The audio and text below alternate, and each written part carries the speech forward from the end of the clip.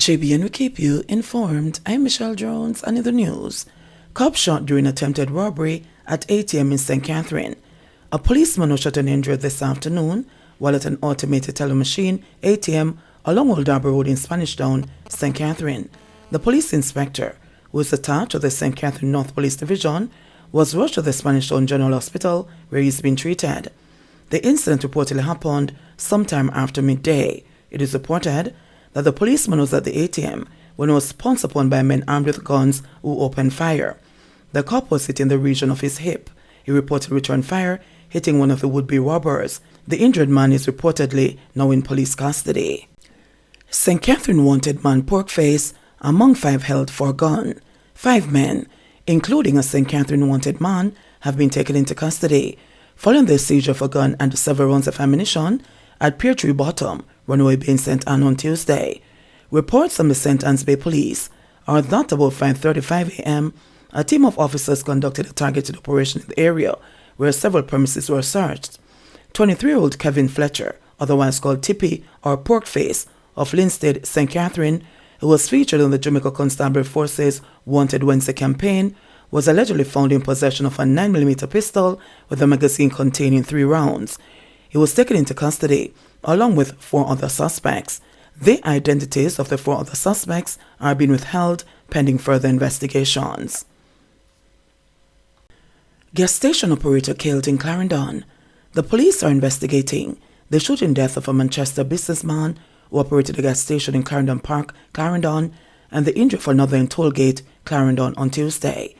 The deceased has been identified as 67-year-old Jerome Bassier of McKinley Heights in Mandeville, Manchester. The police report that about 10 a.m., Bassier and the other man were having a conversation along Decoy Road when they were approached by 2 men who opened gunfire, hitting them. The police were summoned and both men were taken to hospital where Bassier was pronounced dead and the other was admitted for treatment. Sources say Bassier was recently attacked at the site of an apartment complex that he was developing in the area. Last Sunday, another businessman was shot and killed in Palmer's Cross, Clarendon. A total of 21 people were killed in Clarendon up to March 11, a 91% increase when compared to 11 homicides over the 2022 corresponding period. Body of man found in bushes in Portland. The Portland police are probing the murder of a man whose body was found with multiple gunshot wounds at Folly on Tuesday afternoon. The police have since identified the deceased as Andrea Weston.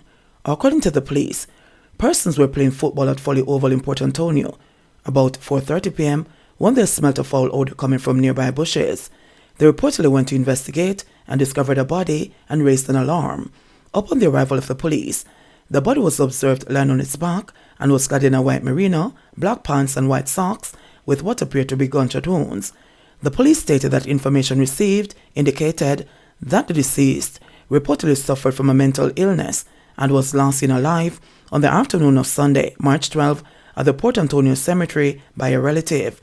This is the second murder recorded in Portland since the start of the year. Senior cop wants persons in Western Parish to pay more attention to children. Superintendent Sharon Beeput, the commander for the Hanover Police, shocked councillors at a recent meeting of the Hanover Municipal Corporation HMC when she revealed that a 15-year-old boy from the parish is now in custody, arrested and charged with 7 counts of rape. It was against that background that Beeput used her monthly report to the HMC to call on parents across the Western Parish to start playing a greater role in the lives of their children while making a special effort to monitor their day-to-day activities. I would like for parents to pay more attention to their children, as we know we have gone through a period of COVID-19 and a lot of issues have surfaced surrounding that period, so we need to pay attention to the children and their attitudes, said Beeput. It was while revealing that an increasing number of children were getting caught up in criminal activities, resulting in some of them being arrested and charged by the police, that Beeput made the startling revelation about the 15-year-old boy, whose next court appearance will be on April 11. We have a 15-year-old student from a particular high school in the parish who was arrested and charged for assault and being armed with an offensive weapon. Also another from that same school is 13 years old and he was arrested and charged for unlawful wounding, Beeput told the councillors. The boy on the rape charges reportedly committed the offences against an underage girl between October 3 and October 19 last year. Its arrest and charge came following the intervention of the police, the Child Development Agency CDA, and the Victim Support Unit. As police, we recognize that some of these children are committing serious crimes. So in addition to the school resource officers we have in all the schools in the parish, we also have programs where we go into the schools and speak to the students on a wide range of issues, including sexual matters, said Beeput. We now want the parents to become our partners in steering these children away from a life of crime. While noting that sexual offences involving children as the perpetrators are not rampant in Hanover, Beeput nonetheless thinks one case is too many because of the potential to create copycats, which is usually the springboard for much bigger problems. This is why we want the parents to pay more attention to their children and to get to know their friends, so you'll have an idea of what they're doing, said Beeput. As the police, we're here to support these parents, so they should feel free to call on us whenever they need our help, support, and guidance. 3 injured in Bog Walk crash. 3 people, including a schoolboy, were yesterday afternoon rushed to the Linstead Hospital in St. Catherine after the vehicle they were travelling in crashed along the Linstead bypass. The incident happened about 2:50 p.m. It is reported that the 3 were travelling in a Nissan Note motor car towards Bog Walk when the crash occurred. On reaching the community of Shenton, the driver of a black Toyota Wish motor car, which was heading in the opposite direction, reportedly came into the path of the Nissan. The driver of the Nissan reportedly swung out of the path of the Toyota to avoid a collision, which saw the vehicle crashing into a railing and then into a gully. The Toyota driver did not stop. The occupants of the Nissan sustained injuries and were assisted to hospital. Guns and ammo seized in separate incidents in Westmoreland. A police team from the Specialized Operations Branch in Westmoreland arrested a man in connection to a Taurus 9mm pistol with a magazine containing 11 9mm rounds of ammunition that was seized on the 3 Mile River Main Road, Savamar in the parish on Wednesday. Reports from the Savamar police are that about 2:29 a.m. the team was on mobile patrol when they signaled a man driving a motorcycle to stop. He disobeyed the signal and the lawman pursued him. He then drove to a premises and was seen throwing an object to the ground. The object was retrieved and found to be a gun. He was then arrested and taken into custody. His identity has been withheld pending further investigations. On Tuesday, a team of officers assigned to the division seized one gun along the Belle Isle Road in Grange Hill. Police reports indicate that about 4:30 a.m., a police team conducted a targeted operation in the area. During the search, a shopping bag containing one CZ-75 9mm pistol was found in bushes. No one was arrested in connection with the seizure. Investigation continues. Golden promises shift in focus from policies of JLP government. Opposition leader Mark Golding has promised Jamaicans a raft of policies which he says will take the country in a new direction, away from the policies of the Andrew Holness led administration over the last 7 years. Among them are anti-corruption policies, which he said he had made clear to members of his People's National Party PNP they would not escape under a government led by him.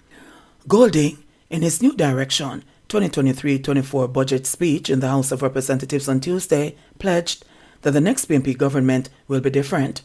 When we form government under my leadership, don't expect leniency, don't expect accommodation when it comes to that kind of wrongdoing or any kind of wrongdoing. Expect full accountability. We will govern with integrity. Public resources are for the benefit of the people and not for an individual's personal gain or profit, he stressed.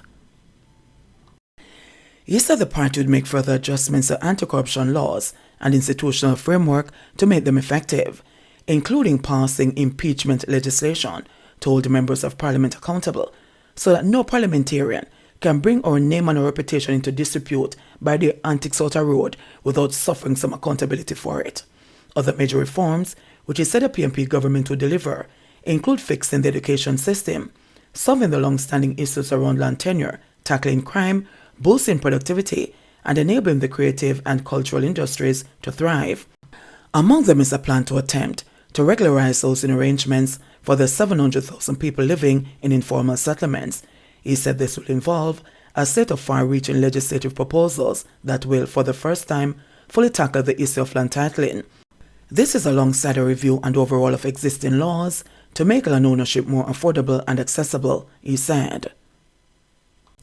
The next PNP government, he added, would also complete outstanding infrastructure and land titling activities with support from the National Housing Trust NHT and other agencies in communities where work has been left in limbo for years. Furthermore, he said the PMP will also take the education sector in a new direction, transforming the first 11 years of a child's life by deepening the use of technology in primary schools, equipping students with social skills, reviving several of the school-based social development interventions which were abandoned, and removing taxes from laptops and tablets for students.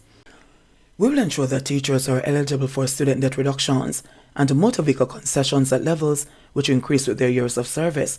We will ensure that teachers benefit from enhanced access to NHT loans and priority in housing allocations in NHT finance schemes. We will also negotiate a package deal to provide our teachers with free internet service as a tool of their trade, the opposition leader told the House. To address crime and violence through social transformation, Gordon said the PMP intends to revamp community-based interventions such as the Peace Management Initiative, Unite for Change, and restorative justice activities, while increase the cadre of social workers available to communities. At the same time, he said a comprehensive labour policy will be developed by the Ministries of Tourism and Labour to resolve the issues surrounding contract employment, housing, and other concerns affecting tourism workers.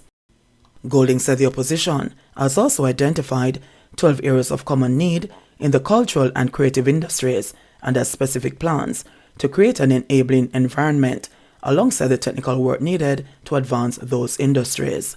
JBN, we keep you informed. Please remember to subscribe, like, share, leave us a comment, and click the notification bell to receive our daily news items.